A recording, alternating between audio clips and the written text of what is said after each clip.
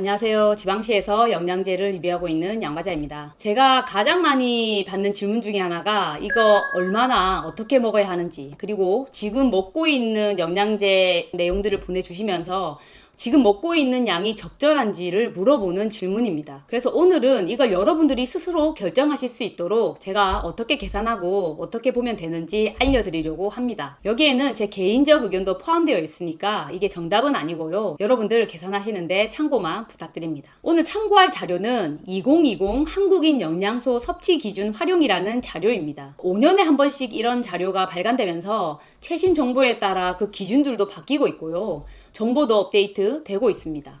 이 자료를 보면 정말 여러 가지 정보들이 많은데 하나씩 차차 다른 영상들로 제가 하고 싶은 말들은 또 풀어 드릴게요. 오늘은 영양제 용량 정하는 필요한 정보만 보도록 하겠습니다. 이 자료는 인터넷 검색창에서 보건복지부를 검색하시고요. 거기서 정보란에 연구조사 발간 자료라는 메뉴가 있습니다. 그곳에 2020 한국인 영양소 섭취 기준 자료가 있으니까 다운받아서 사용하시면 되겠습니다. 아니면 제가 영상 더보기란과 댓글 상단 고정에 링크로 사이트로 바로 접속할 수 있도록 그 링크를 남겨드리도록 하겠습니다. 이 자료 2페이지에 이런 기준을 만든 게 영양의 평균 필요량, 권장 섭취량, 충분 섭취량으로 결핍의 위험을 예방하고 상한 섭취량으로 과잉 섭취 위험을 줄여서 식사로 인한 만성질환 위험을 줄이기 위함이다라고 되어 있습니다. 그리고 3페이지에 우리가 참고할 중요한 그래프가 나와 있습니다. 이 그래프인데요. 보시면 평균 필요량, 권장 섭취량, 충분 섭취량, 상한 섭취량이 있습니다. 여기서 권장 섭취량이 인구 집단의 약 97에서 98%에 해당하는 사람들의 영양소 필요량을 충족시키는 섭취 수준이라고 되어 있습니다. 즉, 결핍이 발생하지 않을 최소한의 필요량이라고 이해하시면 되겠습니다. 다시 이 그래프에서 오른쪽에 상한 섭취량이라는 게 있는데요. 설명에는 이 상한을 넘어서면 너무 높아 건강을 위해할 확률이 높아진다고 적혀 있습니다. 즉, 우리는 식품과 영양제로 각 영양 성분을 보충하는데 최적의 조건은 권장 섭취량과 상한 섭취량 이 사이입니다. 이걸 충분 섭취량이라고 자료에서는 표현했습니다. 이 사이 양을 먹는다면 부작용 걱정도 덜하면서 부족함 없이 각 영양소들이 기능을 발휘할 수 있다는 말입니다. 여기서 영양제 회사들이 대부분 사용하는 게 권장 섭취량입니다. 멀티비타민 같은데 성분표를 보면요, 퍼센트 영양 성분 기준치가 되어 있습니다. 종합 비타민 예시를 한번 보면요, 마그네슘 27%, 비타민 A 166%, 비타민 D는 이게 한 알에 100%가 다 채워진다고 합니다. 여기서 100%는 권장 섭취량입니다. 그러니까 최소한의 필요량이 채워진다는 거죠. 그래서 어떤 영양소는 적고 어떤 영양소는 또 훨씬 넘어서는 것도 있습니다. 1042%인 이 비타민은 잘못된 건가, 너무 많은 양을 넣은 거 아닌가 싶잖아요. 그러면은 권장 섭취량과 상한 섭취량 그 사이가 각 영양소별로 어떻게 되는지 한번 살펴볼까요? 이것도 이 자료에 나와 있습니다. 각 영양소마다 성별과 나이대로 나눠서 나와 있는데요. 비타민 A, 비타민 D, 비타민 E, 비타민 K 등등. 이거 제가 하나하나 시간 들여서 엑셀 파일로 정리를 해서 한눈에 보기 쉽게 만들었습니다. 이 파일도 여러분들이 이용하실 수 있도록 영상 더보기란과 댓글 상단에 링크를 드릴게요. 성별과 나이대에 따라서 기준이 있으니까 본인 성별과 나이대로 참고하시면 될 것 같습니다. 먼저 예를 들어 40대 여성을 보면요, 비타민 A 2020년 권장 섭취량이 650, 상한 섭취량이 300 마이크로그램 RAE입니다. 비타민 A는 RAE 마이크로그램으로 표시된 제품들도 있고요. 제품에 따라서는 인터내셔널 유닛인 IU 단위로 표시된 제품들도 있습니다. 1 마이크로그램 RAE는 1 마이크로그램 레티놀이고 이게 3.3 IU니까 RAE에 3.3을 곱하면 되고요. 이 역시 제가 파일에 다 미리 계산을 해서 IU 단위도 기준으로 적어놨습니다. 그리고 추가로 비타민 D와 E도 IU 단위로 다 바꿔놨으니까 여러분들 보시기 편하실 거예요. 자, 이걸 알아두고 몇 개 예시를 보실까요? 비타민 B군에서 B1을 보시면 권장은 1.2mg입니다. 근데 상한 섭취량은 없죠.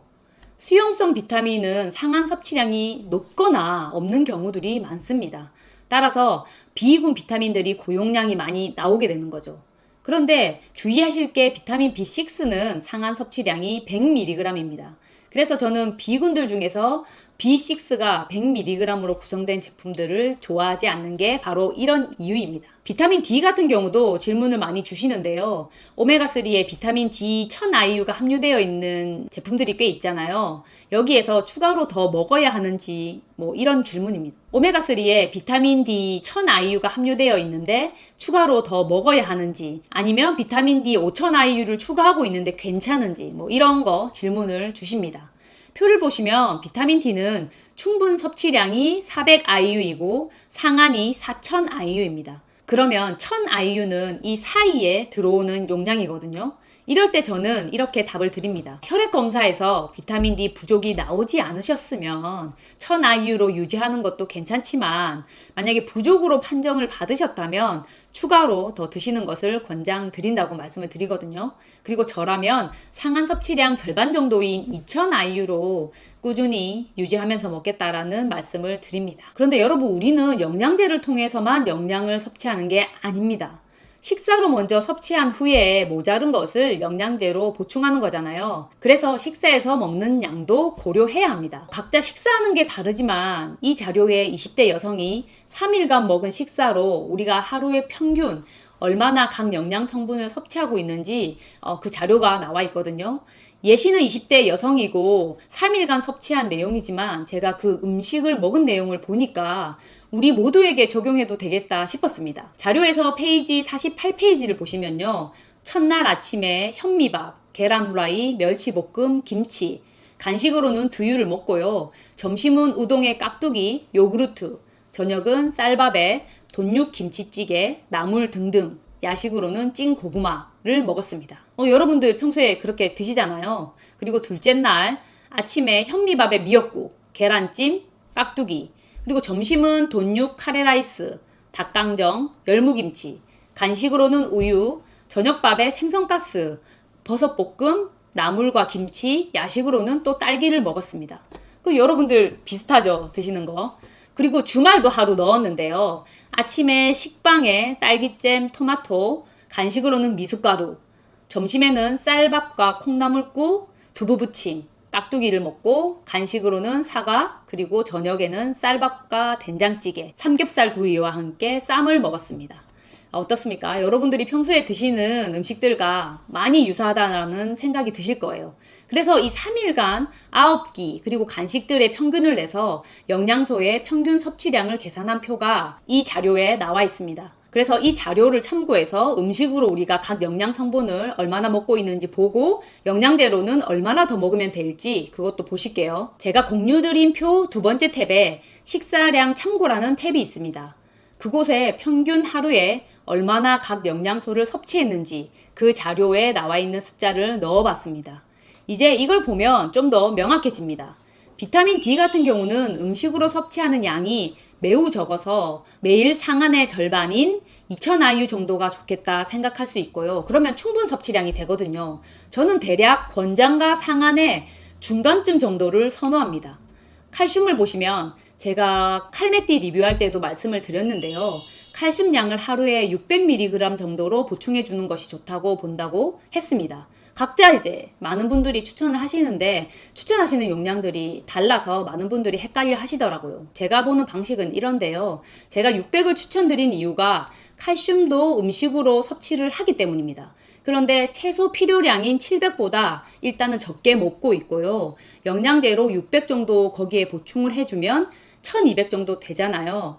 그래서 그 정도를 추천드리는데 여기서 혹시 고울다공증 진단이 나왔다, 부족하다고 검사상 나오신 분들은 이 유지하는 용량보다 더 보충해 주시는 게 좋다고 생각합니다. 많은 분들이 칼슘제의 부작용인 석회화가 쌓여가지고 혈관에 침착되거나 어떤 조직에 침착되는 걸 걱정을 하시는데요. 그 부분은 K2로 막아지니까 꼭 K2가 포함된 제품들을 드시고요. 국내 칼슘 제제도 제가 리뷰를 한번 드리겠습니다. 현재는 K2 포함된 제품의 칼맥디를 제가 이미 기존 영상에 올려서 드렸습니다. 그걸 참고해서 칼슘제 원하시는 분들을 드시면 되시겠고요. 아무튼 이런 방식으로 여러분들의 성별과 나이대에 따라서 기준을 이 표를 그대로 복사해서 만드신 후에 그 옆에 여러분들이 드시는 영양제의 성분을 쭉 한번 기록을 한번 해보세요.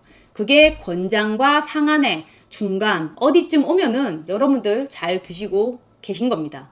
생각보다 쉽잖아요. 영양제 회사마다 섭취하라고 하는 양이 다 달라요.